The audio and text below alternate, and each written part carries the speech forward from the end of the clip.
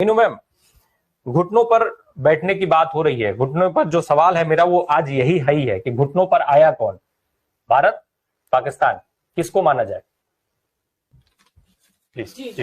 देखिए, घुटनों पे कौन आया है, ये आप ट्रंप का एक ट्वीट है या पोस्ट है उनका, जो अपना प्राइवेट वो है ट्रुथ सोशल करके उनका प्लेटफॉर्म है एक अपना, उस पे उन्होंने एक ट्वीट किया है। और घुटनों पे कौन आया है? घुटनों पे भारत आया है। मोदी ने देश की संप्रभुता और देश की विदेश नीति को ट्रंप के हाथों में गिरवी रख दिया है। उन्होंने क्या लिखा है अपने ट्वीट में, अपने पोस्ट में? उन्होंने लिखा है कि मैं दोनों देशों के साथ ट्रेड करूंगा। और सब कान खोल के सुनने दर्शक, उन्होंने कहा है कि मैं कश्मीर के मुद्दे को दोनों के साथ बैठकर सुलझाऊंगा। जिस कश्मीर पे आज तक कोई थर्ड पार्टी मीडिएशन की बात नहीं हुई आज तक और ना आने दिया गया, उस पे अब ट्रंप साहब थर्ड पार्टी मीडिएशन करेंगे, बैठ के वो सुलझाएंगे। मोदी जी देश को बताएं कि क्या क्या गिरवी रखा है उन्होंने ट्रंप के पास, कि जो ट्रंप कश्मीर के मुद्दे को सुलझवाएंगे। क्या कश्मीर पाकिस्तान को देने की तैयारी तो नहीं हो रही है? इसके अलावा मैं 3-4 बातें रखना चाहती हूं उसमें, कि ये आईएमएफ के पैसे से खरीदा गया सीज फायर है। उसमें इंडिया ने चुप्पी लगा दी। इंडिया का कोई प्रभाव काम नहीं आया, कोई विश्व गुरु की छवि काम नहीं आई, कोई आपका विदेशी नेताओं के गले पड़ना, झप्पी पहना, पप्पी लेना उनकी, वो कोई आपके काम नहीं आया। किसी ने आपका साथ नहीं दिया और पाकिस्तान को अरबों रुपए का, अरबों डॉलर का जो है वो आईएमएफ ने बेल आउट पैकेज दे दिया।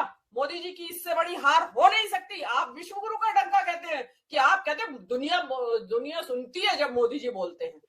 किसी की हिम्मत नहीं है बोलने की। हिम्मत क्यों नहीं? किसी भी देश ने पाकिस्तान को आईएमएफ का बेल आउट पैकेज देने का विरोध नहीं किया और जीत पाकिस्तान की हुई है। आपकी सेना की कमजोरी जाहिर हो गई है। रक्षा विशेषज्ञ हैं प्रवीण सहानी, मैं उनको लगातार फॉलो कर रही हूं। उन्होंने बार बार वो कह रहे हैं कि एक रफाल गिरा है इंडिया का।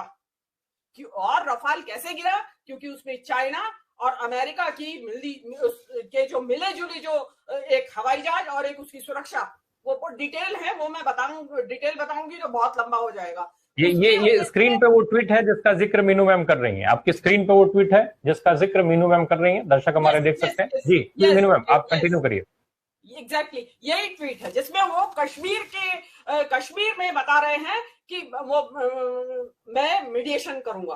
तो अब आप बताइए, इसमें जो मैंने अभी पहले ये जो मैं आईएमएफ की बात कर रही थी, इसके बाद आप देखिए मोदी जी ने सबसे बड़ा क्या किया है, कि जो अभी तक वो पिछले 6 महीने से कोशिश हो रही थी किसी तरह ट्रंप को रिझा ले, ट्रंप जो नाराज चल रहे हैं। नंबर 1 तो ट्रंप ने जो खुंदक खाया हुआ था ट्रंप मोदी जी से, उसने पूरी खुंदक निकाल ली है कल अपनी। उसने पूरी मोदी जी को इतना नीचा दिखाया है कि मोदी जी उसके चरणों में बिछ गए हैं। मोदी जी चरणों में बिछे हुए थे 6 महीने से। कभी उसके शपथ ग्रहण समारोह में जाने के लिए निमंत्रण पत्र भेजने के लिए जयशंकर को कहते थे, जा तू भाई लेके आ मेरे लिए निमंत्रण पत्र। वो नहीं आया, नहीं जा पाए मोदी जी। लेकिन शपथ ग्रहण करते ही ट्रंप के, मोदी जी वहां बिन बुलाए मेहमान की तरह वहां पहुंच गए और जहां उनका जो अनादर हुआ वो सबने टीवी के ऊपर देखा। टैरिफ वार पे चुप लगा गए मोदी जी। जो ट्रंप कह रहे हैं जी, जो करना है जी कर लो, हम तो आपके गुलाम हैं। उसके बाद हथकड़ी बेड़ियों में जड़े हुए हिंदुस्तानियों को भेजा जा रहा है हवाई जहाजों में भर के, मोदी जी उसके ऊपर भी चुप, कुछ नहीं बोले, पूरी तरह सरेंडर किए हुए थे। और अब जो मौका आया, अब ट्रंप ने पूरी जबरदस्त खुंदक निकाली और मोदी जी को, जिसको कहते हैं ना कि बिल्कुल घुटनों के बल ला दिया। मोदी जी घुटनों के बल चलते हुए ट्रंप के द्वारे गए और ये करवाया। उसमें अब कश्मीर के बीच में मध्यस्थता अगर ट्रंप करेंगे तो आप अंदाजा लगाइए कि क्या होने जा रहा है।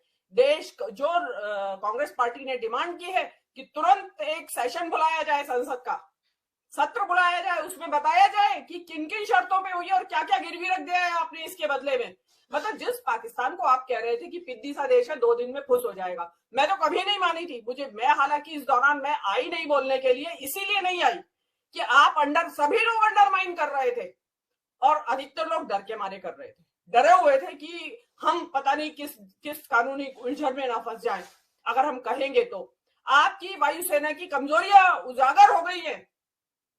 आपने जिस रफाल की सुरक्षा की दुनिया में बेस्ट है, वो फेल हो गया है। और बहुत जो विश्व का मीडिया है वो भरा पड़ा है राफेल की नाकामी से।